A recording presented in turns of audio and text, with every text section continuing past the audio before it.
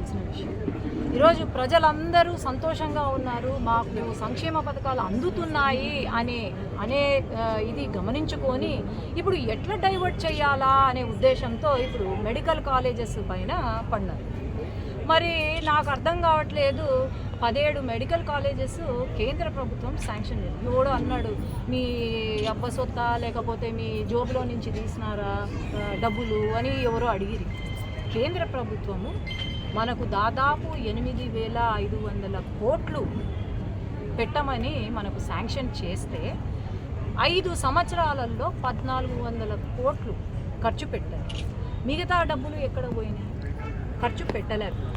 ఈరోజు బేస్ మట్టాలను పిల్లర్లను చూసి మనమంట ఇట్లా తిరిగంట మనము ఆహా అనాలంట. మరి ఆహా అని ఎందుకు అనాలా? మాకైతే ఏమన్నా గాల్లో చూసి మేము ఆహా అనాలా? మాకైతే అర్థం కాదు. మొన్నటి వరకు ఎవరు ఎక్స్ఎమ్మెల్యే గారు ఇక్కడ కూర్చొని ప్రెస్ మీట్ పెట్టారు. ఏమని నంద్యాల కాలేజ్ చూడండి పూర్తయిపోయింది అని. నేను ఒకటే అడుగుతున్నాను. అంటారు కదా పెద్దలు, పైన పటారం లోన లొటారం అని. ఒక్కసారి మీరు వచ్చి చూడండి. 50 ఎకరాలు ఇచ్చినారు ప్రభుత్వానికి. 50 ఎకరాలు ఒక మెడికల్ కాలేజీకి ఇచ్చినప్పుడు మరి నిన్న సూపర్ స్పెషాలిటీకి జనరల్ హాస్పిటల్కి తేడా తెలియని అప్పుడు ముఖ్యమంత్రి గారు అంటారు ప్రతి కాలేజీకి హాస్పిటల్ పెట్టాము అని అంటారు.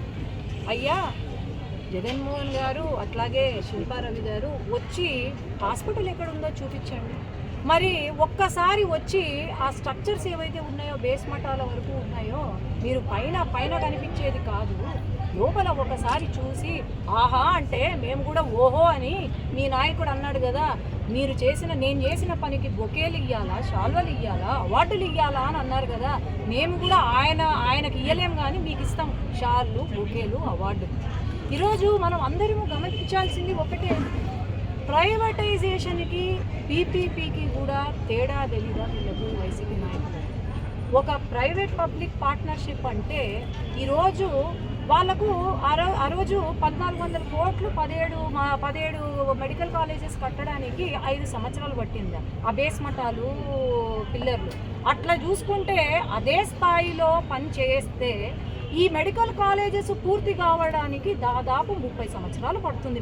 మీరు చెప్పినట్టు మేము చేస్తే పబ్లిక్ ప్రైవేట్ పార్ట్నర్షిప్కి మనం ఎప్పుడైతే ఇస్తామో మనం ఎప్పుడూ కూడా గవర్నమెంట్ ఏదైతే ఉందో గవర్నమెంట్ ఫీ స్ట్రక్చర్ కానీ లేకపోతే పేద ప్రజలకు కానీ అక్కడ ఉన్న స్టూడెంట్స్కి ఏమి ఇబ్బంది ఉండదు. కేవలం ఇన్ఫ్రాస్ట్రక్చర్ ఏదైతే ఉంటుందో దాన్ని డెవలప్మెంట్ అని చెప్పి అట్లాగే అక్కడ లీజ్లో ఉన్నంత కాలము వాళ్ళు మేనేజ్ చేయడానికి